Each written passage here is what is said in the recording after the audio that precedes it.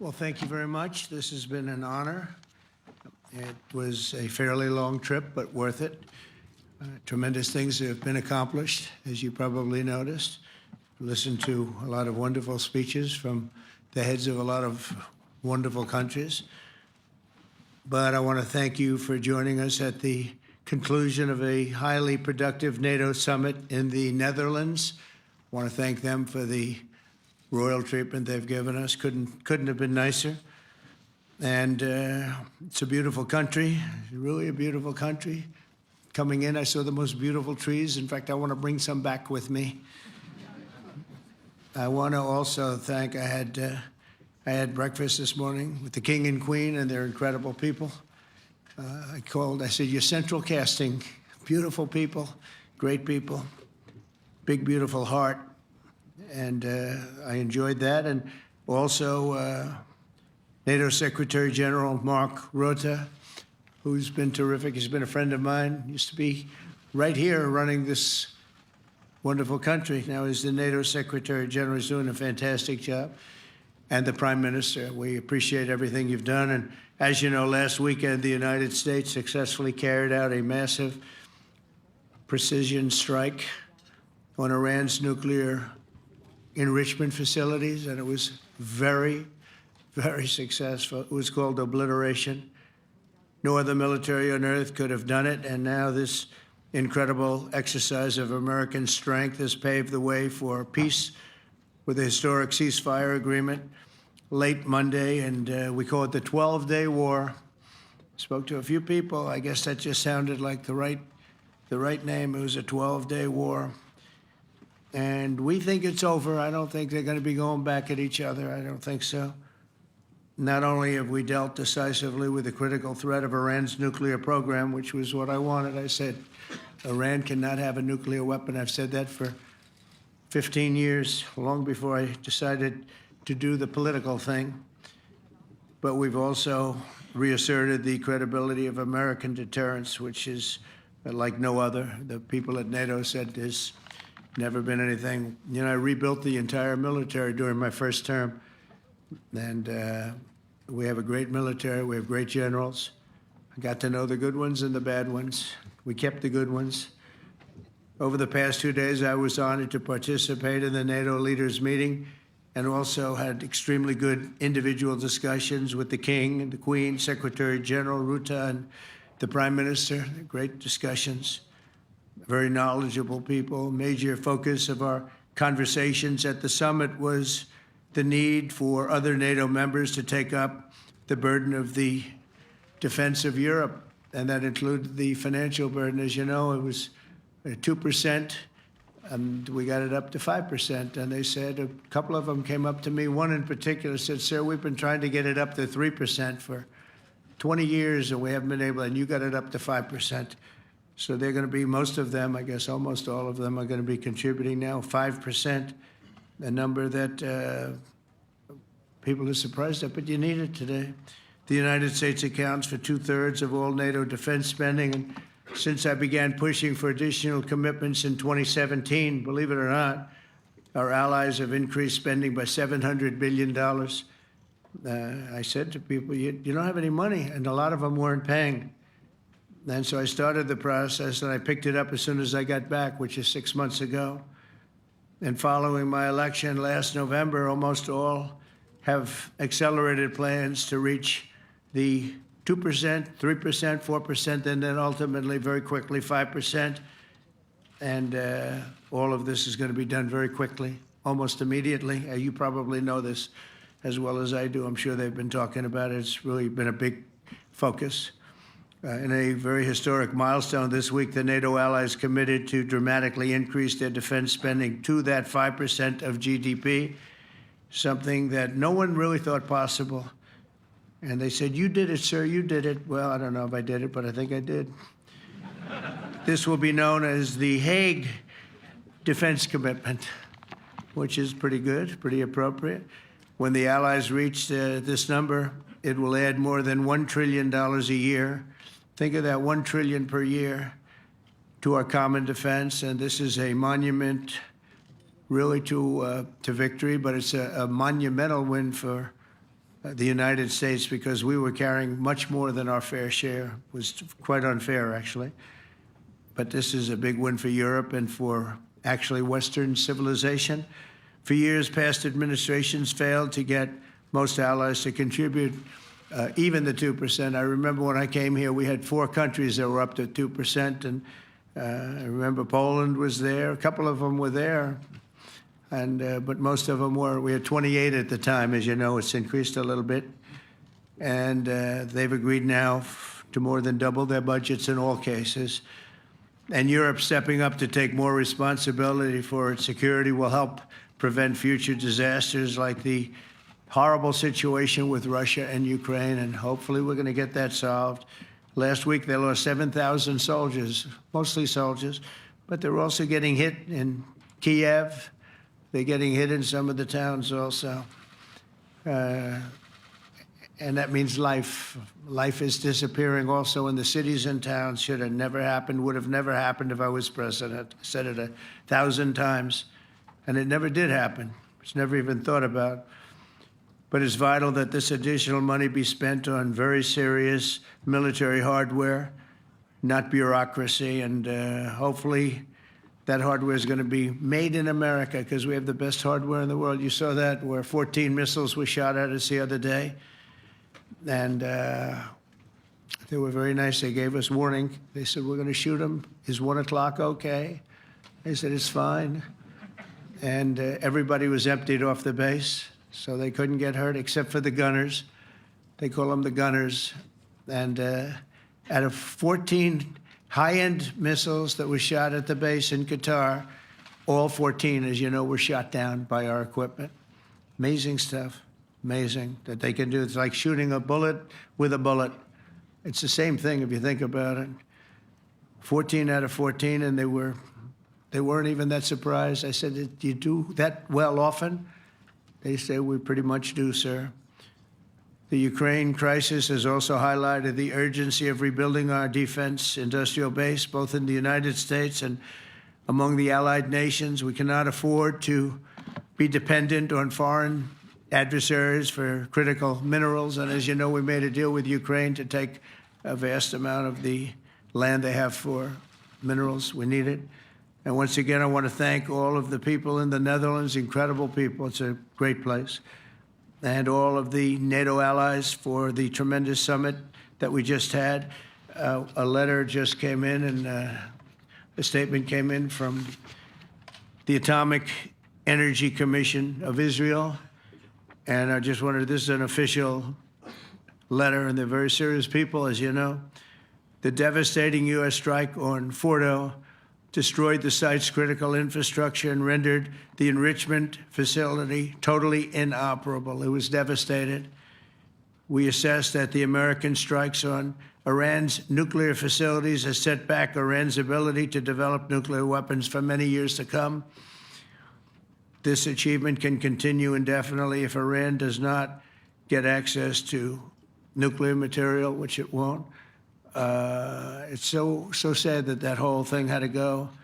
But I just want to thank our pilots. You know, they were maligned and treated very bad, demeaned by fake news CNN, which is back there, believe it or not, wasting time, nobody's watching them, so they're just wasting a lot of time, wasting my time. And the New York Times, they put out a story that, well, maybe they were hit, but it wasn't bad. Well, it was so bad that they ended the war. It ended the war. Somebody said in a certain way, you know, that it was so devastating, actually.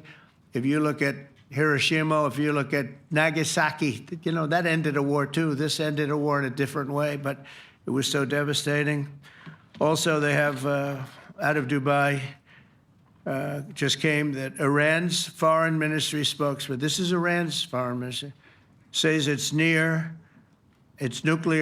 installations were very badly damaged by the American strike. So what bothered me about these reports with fake reports put out by the New York Times, failing, I call it the failing New York Times because it's doing terribly. Without me, it would be doing no business at all.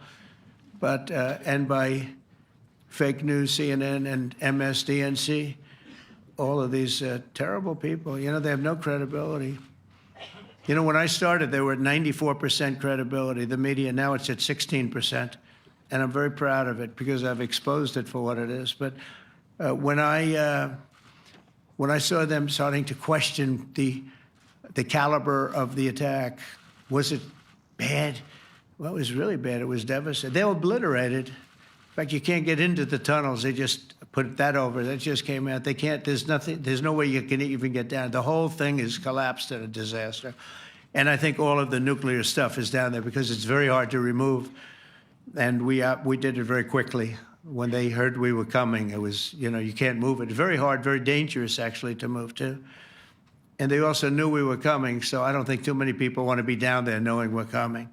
With the bunker busters, as we call them, we're the only ones that have them. We have the best equipment, best nuclear equipment, and we have the best equipment in the world. And by the way, we can't forget our submarine, which was out there, submarines actually, but submarine was out there. We shot 30 rockets into an area, every single one of them. I think it was almost 400 miles away, I think, Pete, right? 400? And long. It was in the ocean, long ways away. And we shot a total of 30. Every single one of them hit within 9 inches from where it was supposed to be. It took out a lot because we didn't do just Fordo. We did 2 others in addition, which hadn't been completely destroyed. So we hit them with a submarine from hundreds of miles away. Amazing, just amazing equipment. Greatest submarines in the world. Nobody's even close. They're 20 years behind us when it comes to submarine technology. So that's one, and the other was from the Atomic Energy Commission, and they have about 3 or 4 of them now coming in from atomic energy commissions from various places. But the one that we have that just came out, we released it a little while ago, was from the Israeli Atomic Energy Commission, but numerous of them are getting to see the site, and the site has been demolished. And again, we had these brave patriots, these incredible flyers, these people that can fly a plane better than anybody can fly a plane, going into very hostile territory, flying into the territory that has got more missiles and things pointed at it. But it was very stealth. They didn't get to see it. It was dark.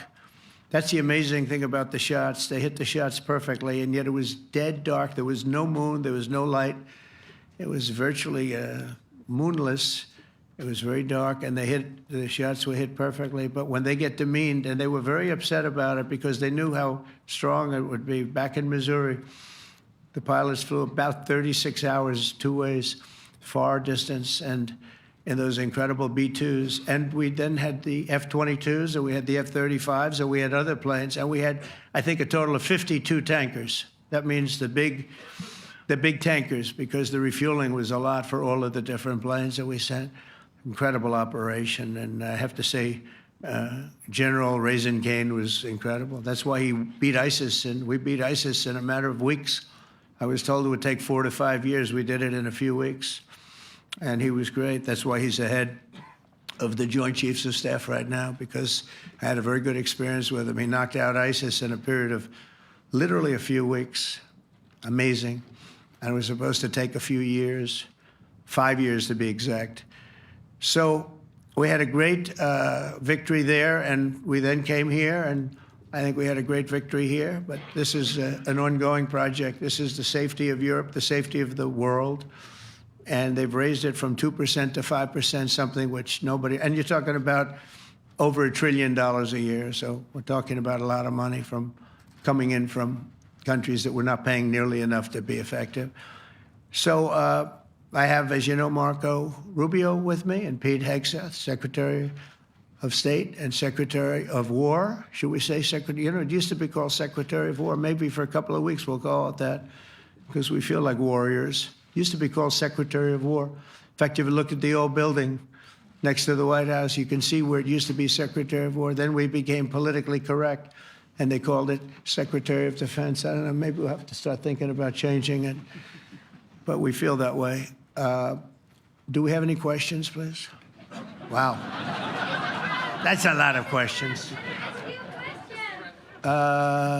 Who's a nice person? Oh, you're not a nice person, but I'll let you ask one. Go ahead. What's he going to ask? He is not nice at all. I know him well. Thank you, Mr. President. Yeah. Thank you for taking the time before flying home. You just said you believe the conflict between Israel and Iran is over. What makes you so confident it is? And what do you do if it isn't? Because I dealt with both, and they're both tired, exhausted. They fought very, very hard and very viciously, very violently, and they were both satisfied to go home and get out. And can it start again? I guess someday it can. It could maybe start soon. I think a big telltale sign was when, as you know, Iran somewhat, by not much, violated the ceasefire, and Israel had the planes going out that morning, and there were a lot of them, 52 of them. And I said, you got to get them back. And they brought them back. They didn't do anything. They brought them back. It was very good. I thought it was amazing, actually. They have fought a hell of a war. They fought very hard. I think the war ended, actually, when we hit the various nuclear sites with the planes. And I just hope you people can give these pilots, these are the best pilots in the world. They're the best shots in the world. They call them shots. That's what they are. And wait a minute. And I just hope you can give them the respect they deserve, because they came home to fake news. And like, oh, gee, there was hardly any damage. The things are decimated. So, but I think, no, I think they're very much finished. I think Israel's going to get back to doing what they do, and I think that Iran's going to get back. You know, Iran has a huge advantage. They have great oil, and they can do things. I don't see them getting back involved in the nuclear business anymore. I think they've had it. They've been at it for 20 years, and I don't see that happening either. Now, if it does, we're always there. It won't be me. It'll be somebody else, but we're there. We'll have to do something about it. Yes, please, go ahead. Go ahead. Oh, fake news, CNN? Oh, yeah, here we go. Wait till you hear this question.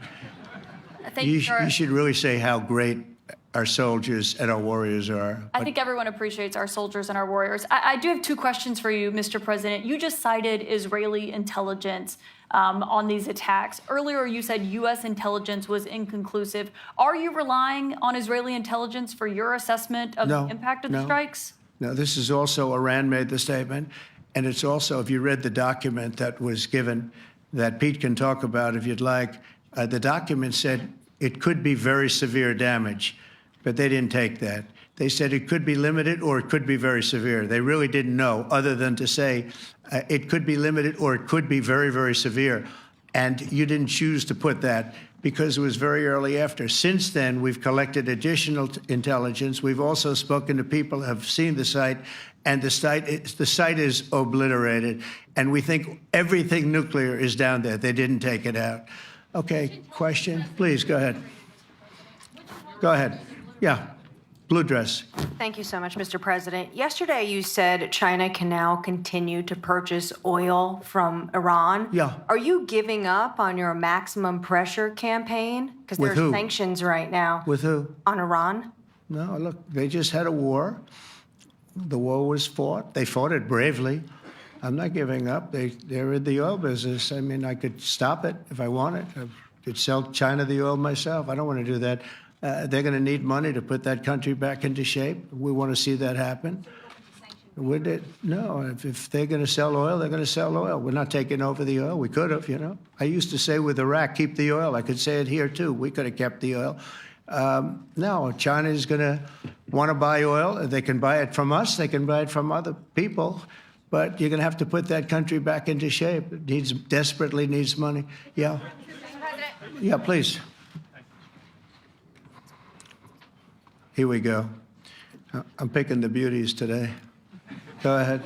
Mr. President, Secretary General Rutte has described President Putin as an adversary, a threat, an enemy. Do you view him the same way? And in addition to that, you mentioned General Kane, your chief of staff, the chairman of the Joint Chiefs of Staff. General Kane. Yes. He has said that Mr. Putin has territorial ambitions beyond Ukraine. Do you view that in the same way? Possible. I mean, it's possible. I know one thing. He'd like to settle. He'd like to get out of this thing. It's a mess for him. He called the other day. He said, "Can I help you with Iran?" I said, "No, you can help me with Russia." Because, in the last few weeks, we took care of India and Pakistan, Kosovo, Serbia. I think on Friday we have coming in, the Congo is coming in, and Rwanda is coming in. That was a vicious war that went on, a machete war, heads chopped off all over Africa. They're coming in. We did 2 others in addition to that. Nobody's ever done anything like this. No, I consider him a person that's, I think, been misguided. I'm very surprised, actually. I thought we would have had that settled easy. I've settled 4 of them in the meantime. But he did call up, and he said, he's close to Iran. He'd like to help us get a settlement. I said, no, you help me get a settlement with Russia. And I think we're going to be doing that, too. Yeah, please. Go ahead, please. Thank you, Mr. President. You've made clear your position on what impact the strikes had. I wanted to ask you what is next with Iran. For instance, is there any indication from U.S. intelligence that Iran was able to move any material? No, just the opposite. We think we hit them so hard and so fast they didn't get to move. And if you knew about that material, it's very hard and very dangerous to move. It's called, in many people, they call it dust, but it's very, very heavy. It's very, very hard to move. And they were way down. They're 30 stories down. They're literally 30, 35 stories down underground. You think you got it all? Oh, yeah, we think we got it. We think it's covered with granite, concrete, and steel. Can I ask you, are you interested in restarting negotiations with Iran? And if so, have they reciprocated? So Or is our this sort of people, settled? Marco could answer this, but our people are not, I'm not. The way I look at it, they fought, the war's done, and, I could get a statement that they're not going to go nuclear. We're probably going to ask for that, but they're not going to be doing it. But they're not going to be doing it anyway. They've had it. They've had it. Now, maybe someday in the future we'll want that. But I've asked Marco, do you want to draw, I just asked him the question as we were walking on the stage, do you want to draw up a little agreement for them to sign? Because I think we can get them to sign it. I don't think it's necessary. Marco, do you want to talk about that, please? Well, Mr. President, I think President Trump has shown a willingness to meet and talk to anybody in the world who's interested in peace. I don't know of any president that's been as willing as he has to meet with anyone and talk about peace. We'd love to have peaceful relations with any country in the world. And so obviously that'll depend on Iran's willingness not just to engage in peace, but to negotiate directly with the United States, not through some third country or fourth country process. But I know of no president, probably in our modern history, that's sought peace more than President Trump has. Sounds like the door is open, but you're in no rush. Is that right? Sounds like the door is open, but I'll tell you what, look, we're going to talk to them next week with Iran. We may sign an agreement. I don't know. To me, I don't think it's that necessary. I mean, they had a war, they fought. Now they're going back to their world. I don't care if I have an agreement or not. The only thing we'd be asking for is what we were asking for before about we want no nuclear, but we destroyed the nuclear. In other words, it's destroyed. I said, Iran will not have nuclear. Well, we blew it up. It's blown up to kingdom come. And so I don't feel very strongly about it. If we got a document, it wouldn't be bad. We're going to meet with them, actually. We're going to meet with them. Yeah. Yeah, go ahead, please. Yes. Mr. President, Netherlands TV, thank you for visiting our country. Good. As I Thank you. understood, I, of course, would like to know how you slept last night at the House of the King. Oh, I slept beautifully. But probably a more serious question. I think you just had a meeting with President Zelensky. Did you discuss any ceasefire in this Russo-Ukrainian? No, I wanted to know how he's doing. He was very nice, actually. You know, we had little rough times sometimes. He was couldn't have been nicer. I think he'd like to see an end to this. I do. I think what I took from the meeting couldn't have been nicer, actually. But I took from the meeting that he'd like to see it end. I think it's a great time to end it. I'm going to speak to Vladimir Putin and see if we can get it ended. But look, these are brave people. They're fighting these wars all over the place. You know, last week they had, I guess, I told you, close to 7,000 young soldiers, Russian and Ukrainian soldiers were killed, 7,000 in 1 week. It's crazy. It's crazy. So I'll be speaking to Putin. No, I had a good meeting with with Zelensky, and I had a lot of good meetings. We had a lot of good meetings with a lot of people, a lot of great leaders. But he's fighting a brave battle. It's a tough battle. Yeah. Go ahead, white dress. Thank you. Ida Hallikainen from Finland, Ilta-Sanomat. Good. You have played golf with President Alexander Stubb. How do you see Finland as a NATO ally and partner, and how would you describe your relationship with our president? Well, he's a very good golfer, okay? In fact, he was on his college golf team. He went to a good college in the South, as you know, a very good college, and he was a good golfer. We had a good time. I think my relationship's great. I want to buy icebreakers. You know, you're very good at icebreakers. And I actually made him an offer. I didn't go to Congress. They'll try and impeach me for this. But there's an old, it's not old, it's fairly new, but it's used icebreaker. And I offered him about 1/3 of what he asked for. But we're negotiating. We need icebreakers in the U.S. And if we can get some inexpensively, I'd like to do that. Actually, they'll fix it up, make it good. Also, we may buy some icebreakers. You know, you're the king of icebreakers, that particular country. They make them good. They make them really good, and they know what they're doing. And so we're negotiating with them for about 15 different icebreakers. But one of them is available now. It's old, and it's old. It's like 5-6 years old. And we're trying to buy it. I'm trying to make a good deal. It's all I do my whole life. My whole life, that's all I do is make deals. Yeah, please. Go ahead. Sir, go ahead.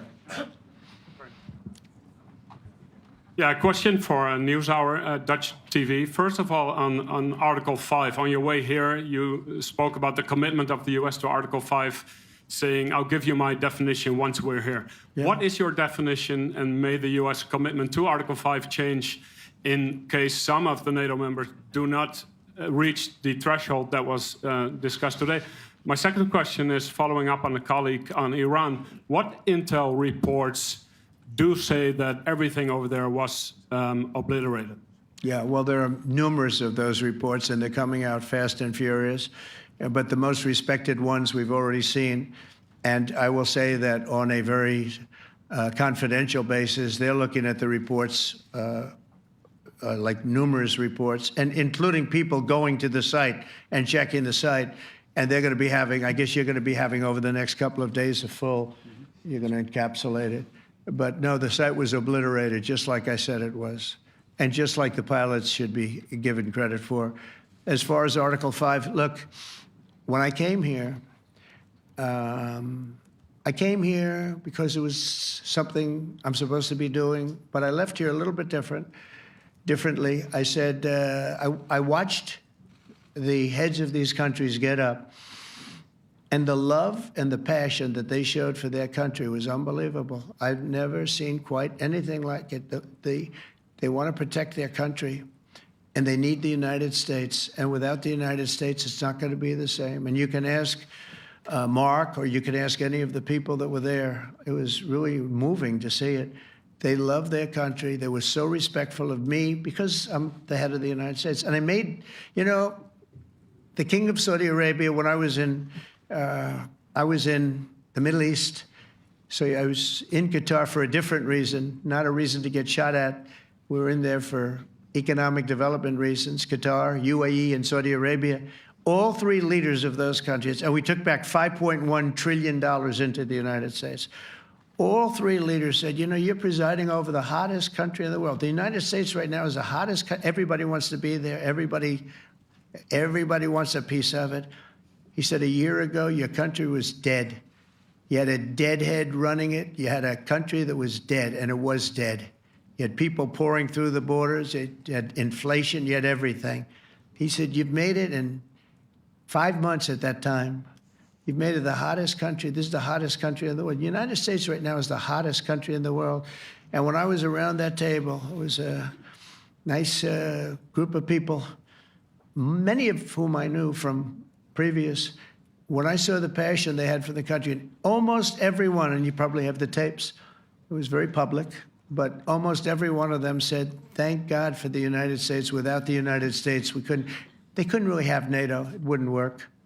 It wouldn't work. It will in the future because now they're paying much more money, but it wouldn't work. It was great.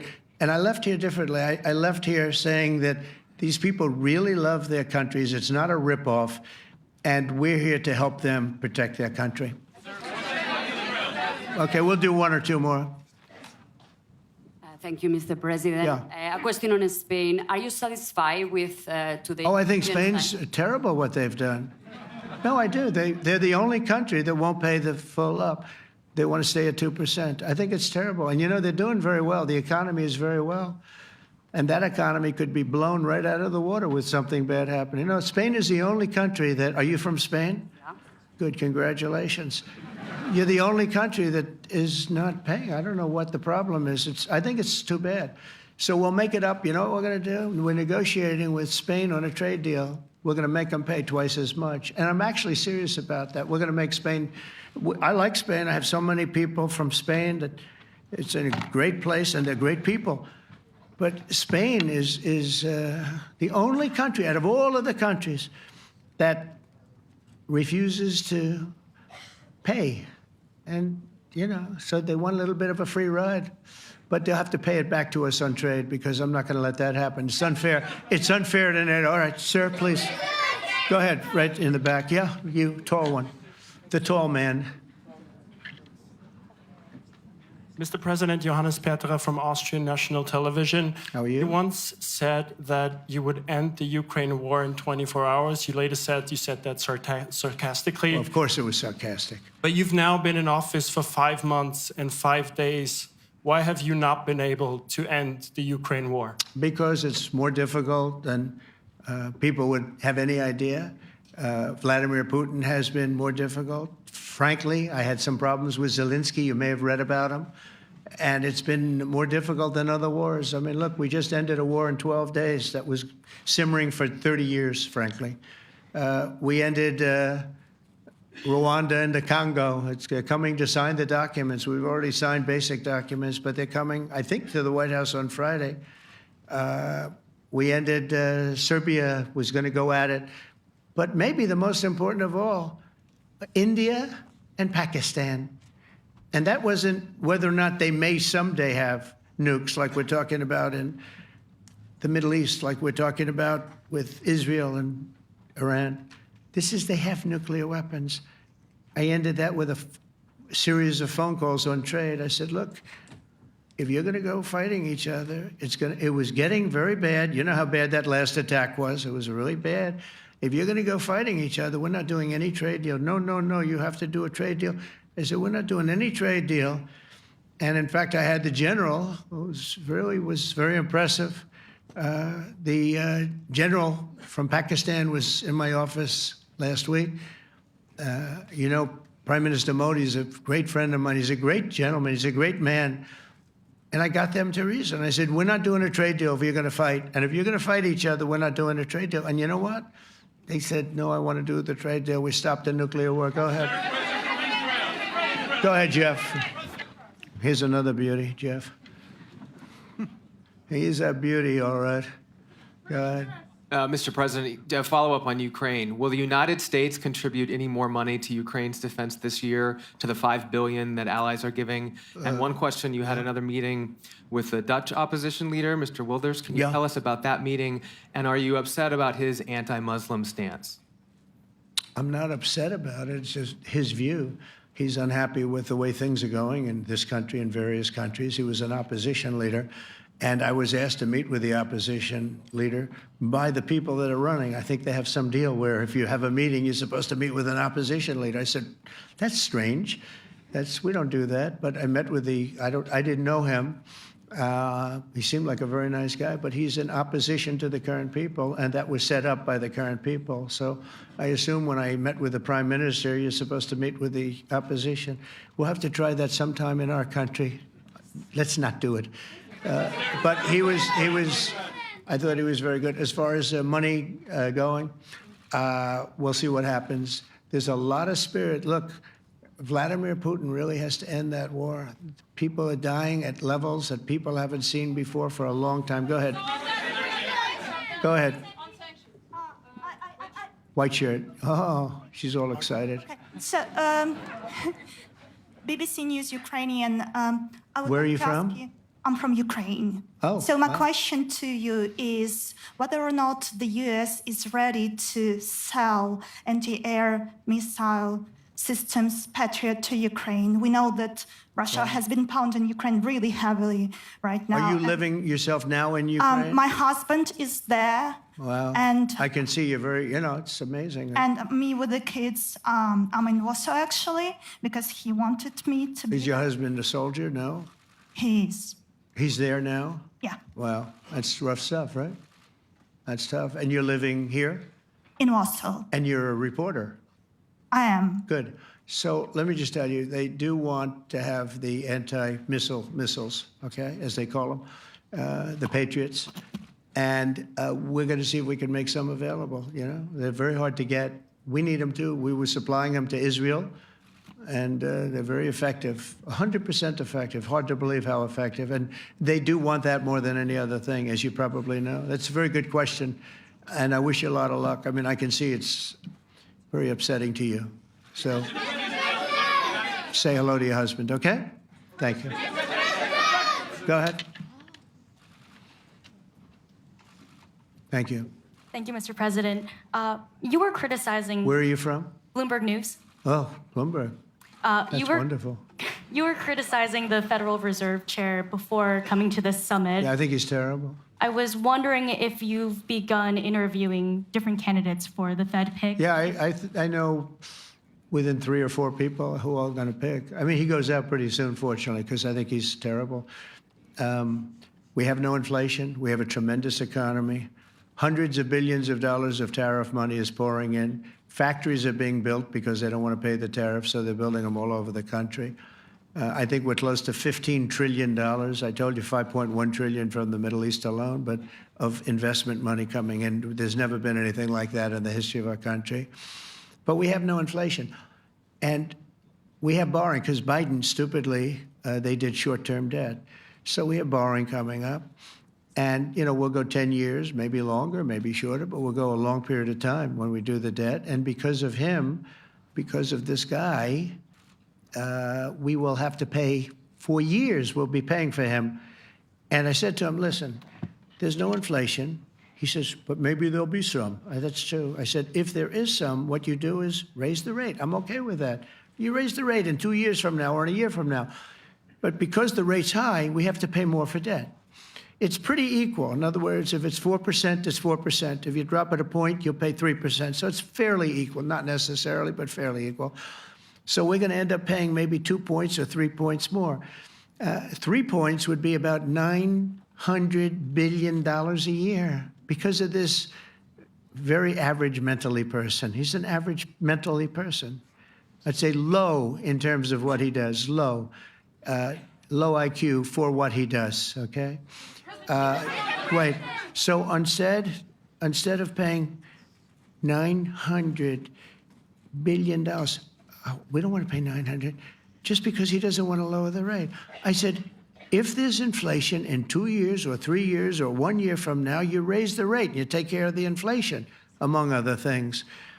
But he's probably a very political guy, I guess. I don't know. I think he's a very stupid person, actually. All right, one more. Let's go. How about you?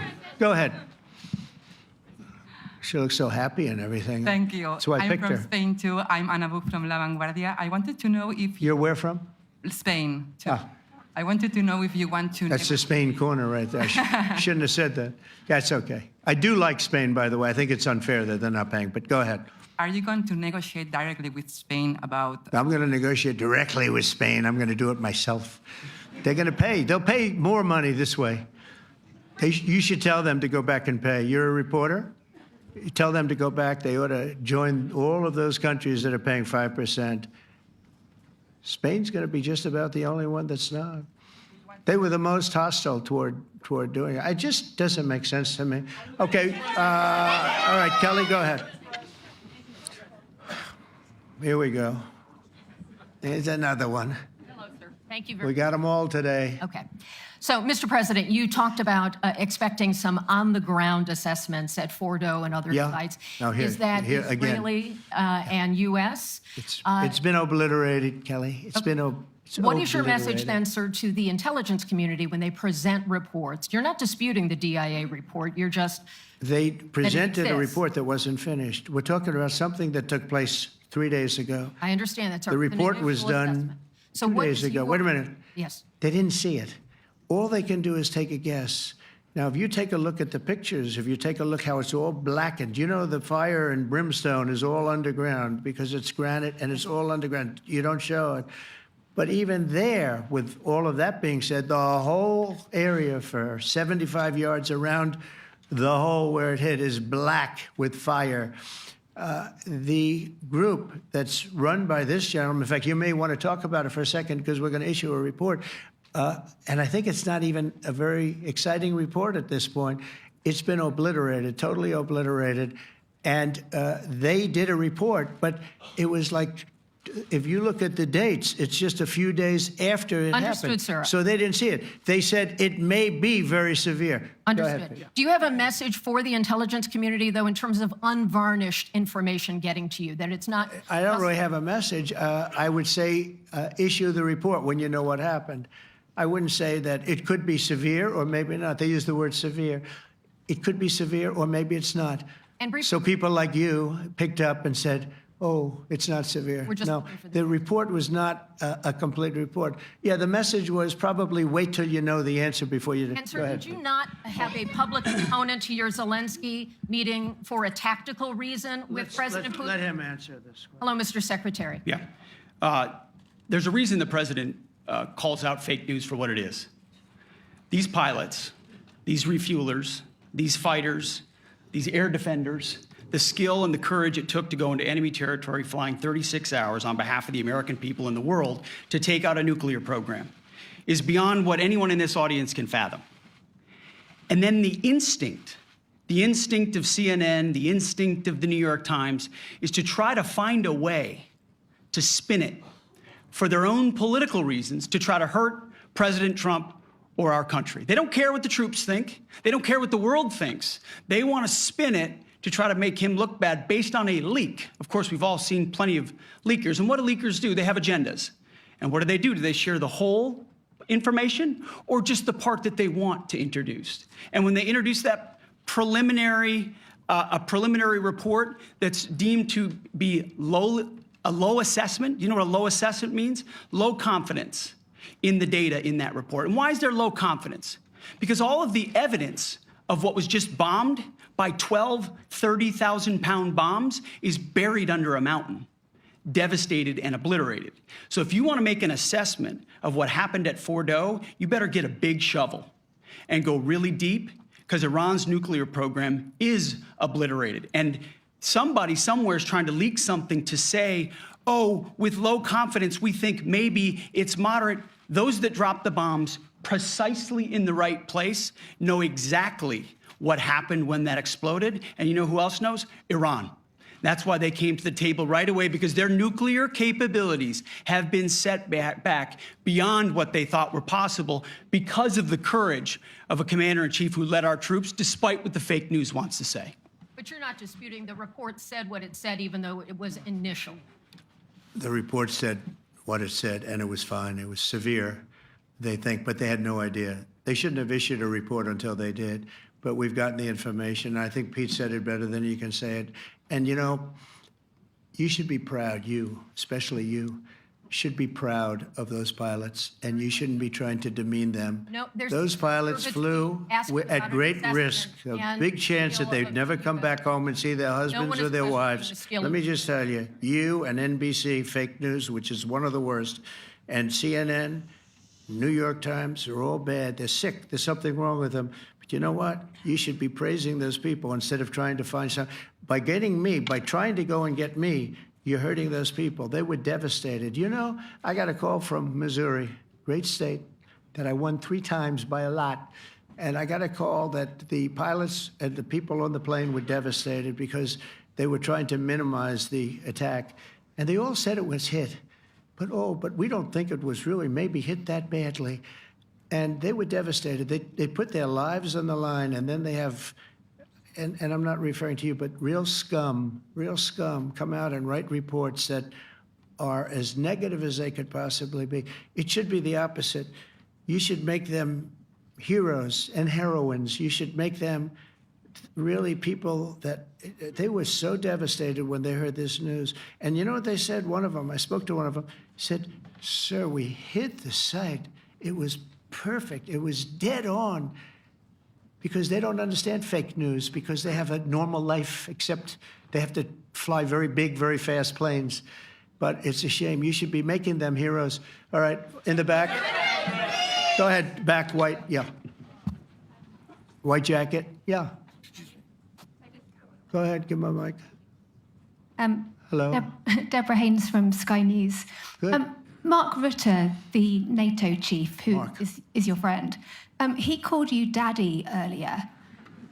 Do you regard your NATO allies as kind of children? No, he likes me. I think he likes me. If he doesn't, I'll let you know. I'll come back and I'll hit him hard, okay? No? He did it very affectionately. Daddy, you're my daddy. Do you regard your NATO allies, though, as kind of like children, and they're obviously listening to you and they're spending more, and you're obviously appreciative of that, but do you hope that actually they're going to be able to defend themselves, defend Europe on their own? I think they need help a little bit at the beginning, and I think they'll be able to, and I think they're going to remember this day. And this was a big day for NATO. You know, this was a very big day. They took it. One of the gentlemen said, "You know what? We've been trying to raise money raise the rate for 30 years," he said, 20 years, from almost the beginning. And he's been there for a long time. He said, "Until you came along, it never happened. What you did is amazing." It's been sort of an amazing day for a lot of reasons, but also for that. Yeah, go ahead. Do you think they can do it without you, though, in the future? Can they do it without Well, ask Mark. States? I mean, you have to ask Mark, okay? So we're heading back.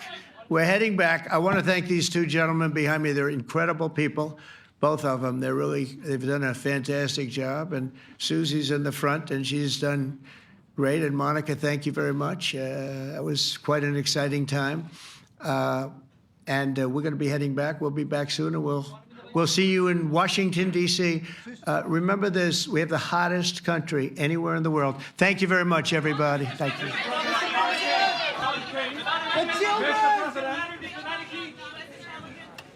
you trust American intelligence?